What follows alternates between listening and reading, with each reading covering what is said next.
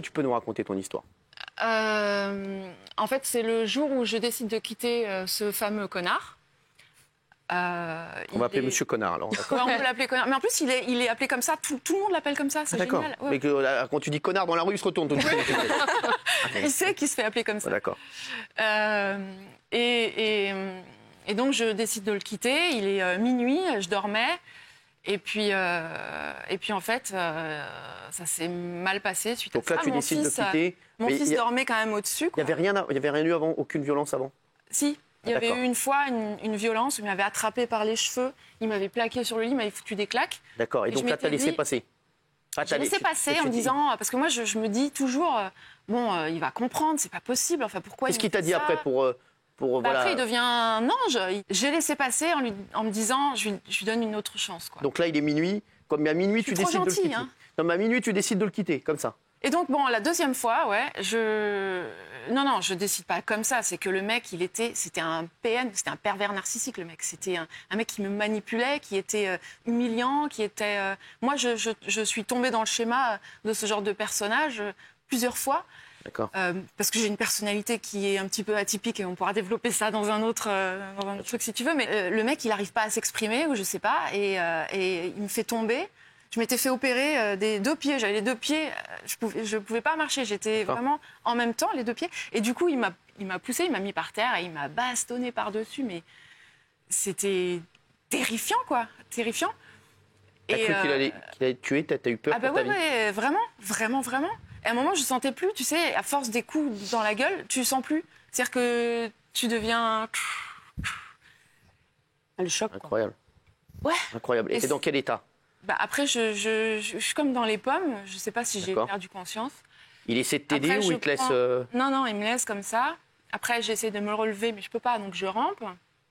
Et j'attrape le téléphone pour appeler les flics. Il était toujours là? Il était toujours là, il était en train de partir. Et il me rattrape le téléphone, il le fout dans le poêle à bois, le téléphone. Il était déchaîné, quoi. Après, vous le revoyez ou bien c'était terminé, c'est la dernière fois que vous l'avez vu? Vous avez porté plainte derrière? Vous avez fait quoi? Ouais, j'ai porté plainte, il a été jugé, ça a pris du temps. Il a été jugé, il a eu 2000 € d'amende. Et puis... 2000 € d'amende seulement? Ouais, et 3 ans avec sursis. Voilà. Vous avez eu des nouvelles depuis? Enfin, après? Ouais. Qu'est-ce qui vous... Il m'écrit, mais moi je lui réponds jamais, quoi. Encore là aujourd'hui? Ouais, il m'écrit. Il m'a écrit il y a 2 mois en me disant je souhaite partager cette bonne nouvelle avec toi. Vous n'avez pas répondu? Qu'est-ce que j'en ai à foutre? Non, je réponds même pas. Oui. Comment tu t'en es sorti? Comment t'as été traumatisée par forcément par...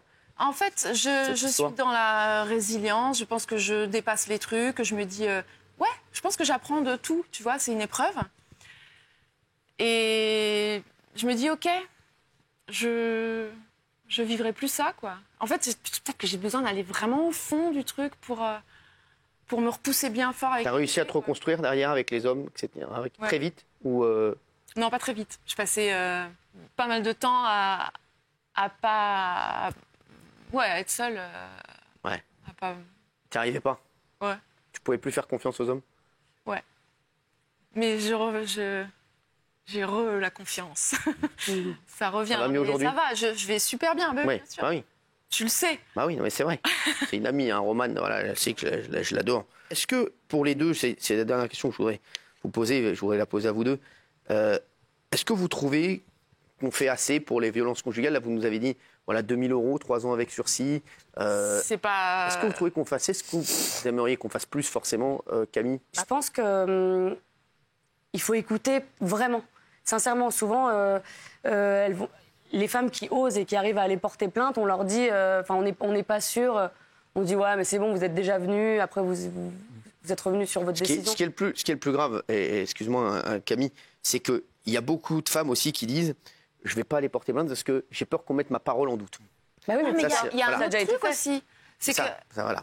Mais il y a un autre truc, c'est que moi, j'ai mis des semaines à porter plainte. Ah oui. Parce que je flippais que le mec, il vienne me refrapper, quoi. Et c'est très con, d'ailleurs. Il faudrait savoir où il est et bien sûr. avant de... mais c'est super flippant, quoi. Ouais. Donc, porter plainte, j'étais là, non, j'ai mis du temps à me dire, ok, je m'en fous, je le fais, quoi. Merci à vous deux. Merci. Vous êtes des amours et on sera toujours là avec vous, surtout pour des causes comme celle-là. Et il faut aller encore plus loin.